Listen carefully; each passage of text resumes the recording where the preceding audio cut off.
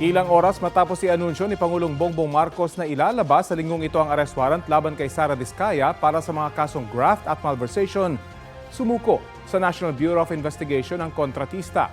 Balitang hatid ni John Consulta.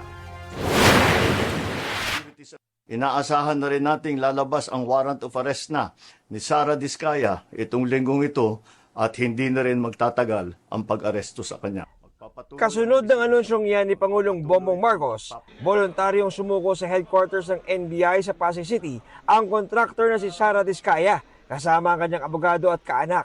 Naka-face mask si Diskaya nang dumating sa NBI. Bantay sarado siya ng mga ahente nito.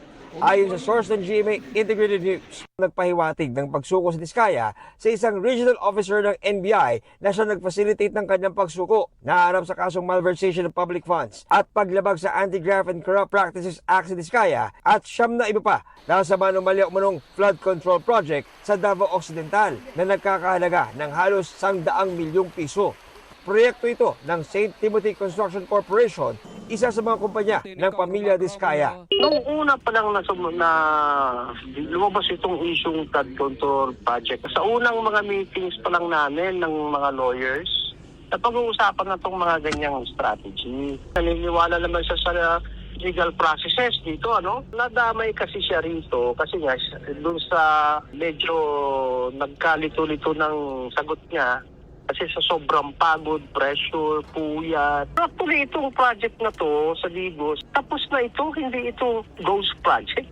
Ayon sa isa pa naming source, hinihintay nilang ang paglabas ng warrant of arrest laban kay Diskaya. Manggagaling ito sa Digos City Regional Trial Court kung saan isinampa ang kaso. Hindi kasama ni Diskaya ang asawang si Curly na nakaliting pa rin sa Senado matapos pa-contempt dahil sa umano'y pagsisinungaling. Ang pamangkin ni Diskaya at kapwa niya akusado na si Maria Roma Angeline Rimando na isa ring opisyal ng St. Timothy Construction sumuko sa Pasig City Police. Base yan sa kumpirmasyon ng kanyang abogado. Ayon naman kay Pangulong Marcos, 8 opisyal ng DPWH na kinasuhan dahil sa kaparehong proyekto ang nagpasabing nais na rin nilang sumuko sa NBI. Ngayong linggo, sabi ni Assistant Ombudsman Migo Clavano, posibleng may maisampa sila ulit na kaso sa Sandigan Bayan. John Consulta, nagbabalita para sa GMA Integrated News.